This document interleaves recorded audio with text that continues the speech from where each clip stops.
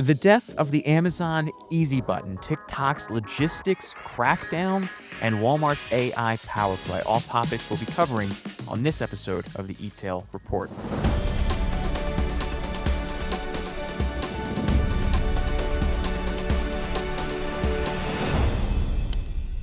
Ladies and gentlemen, welcome. I'm Velocity Pete.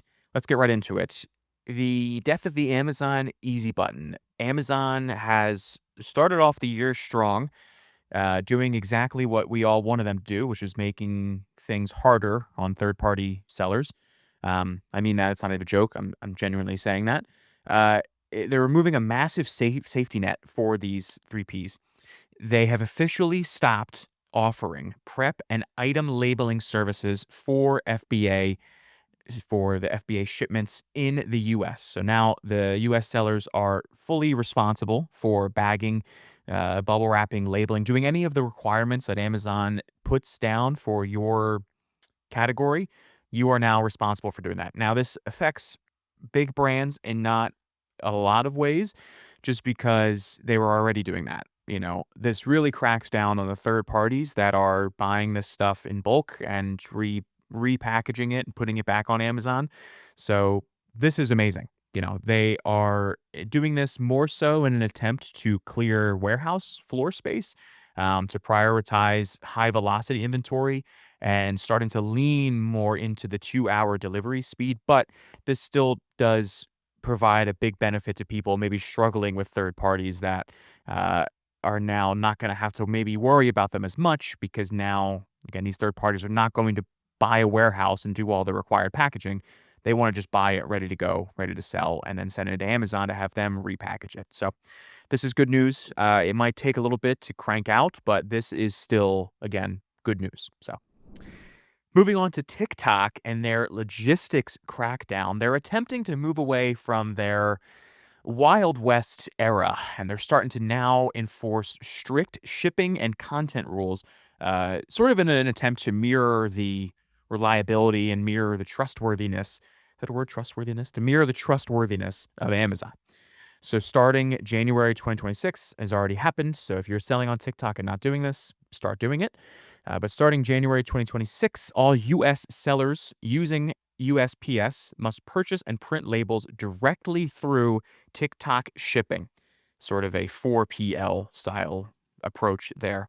You can no longer upload external trafficking from third-party sources, and this is basically a direct strike. TikTok's attempt to really weed out all of the counterfeit postage fraud that I did cover in one of my previous episodes on the E-Tail Report, and something that, again, has been plaguing a lot of the honest TikTok sellers, is these bad actors doing this stuff, counterfeiting some of the postage to make their product appear real. So on the content side, you have to now prominently display or really show that if your video is a paid partnership, or you have to have your brand on the videos. So this is another, again, crackdown on just making sure that we're seeing ads as ads and not organic. Hey, I like this product, so I made it.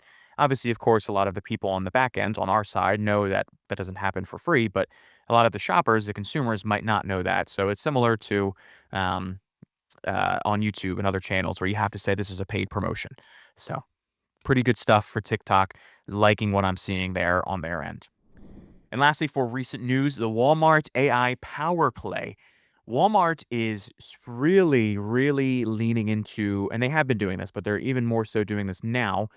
They're really leaning into the fact that they have over 5,000 physical stores or warehouses. They are warehouses. They have a really good chance to sort of upset the shipping game with Amazon by utilizing all 5,200 plus. I believe it's somewhere around the 5,300 range, maybe. It's a lot of stores. It's a lot of stores across the U.S., but they have a really good chance of undermining Amazon in this high tech shipping race with all of these different warehouses that they have. So a part of that is also their partnership with Google Gemini.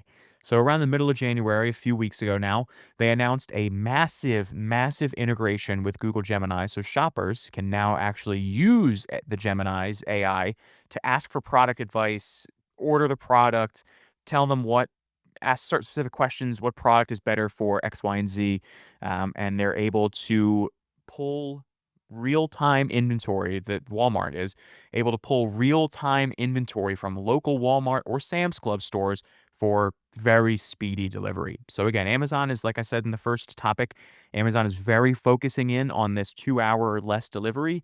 Walmart's potentially at 30 minutes. So this is going to be a very interesting year this year for delivery speed. I think that'll be the determining factor of what brands do well and what brands don't do as well, is how quickly can your product get to someone.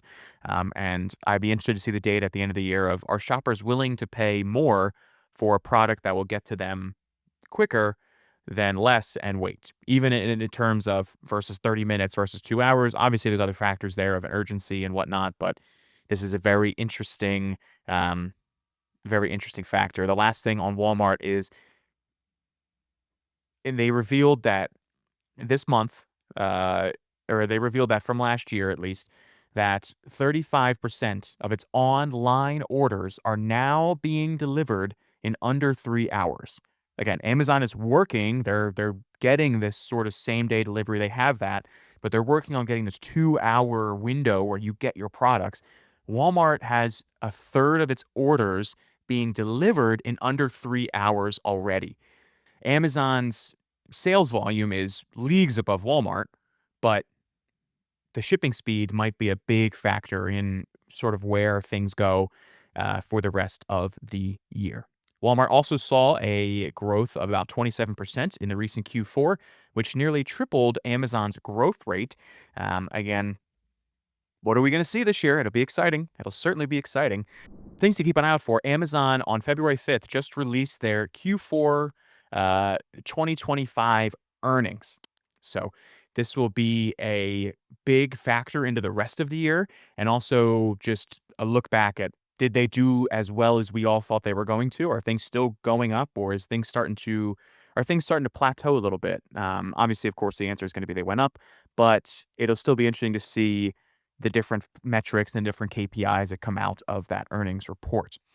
Another big thing to keep an eye out for maybe around now or maybe later in March, TikTok is also going to be doing a heavy push into the agentic, I'm not sure exactly how to say, commerce, where they're going to be having essentially a shopping assistant on their platform, an AI shopping assistant, follow you around and say, hey, this is really good for you, or this is X, Y, and Z. There's not a lot of details there, so I'm assuming that's what it's going to be. I'm making a few assumptions there, but it'll be interesting to see how they lean into the AI realm on TikTok with, again, this shopping assistant. So thank you all for watching. These are headlines you missed around the world, the E-Tail Report with your host, Velocity Pete.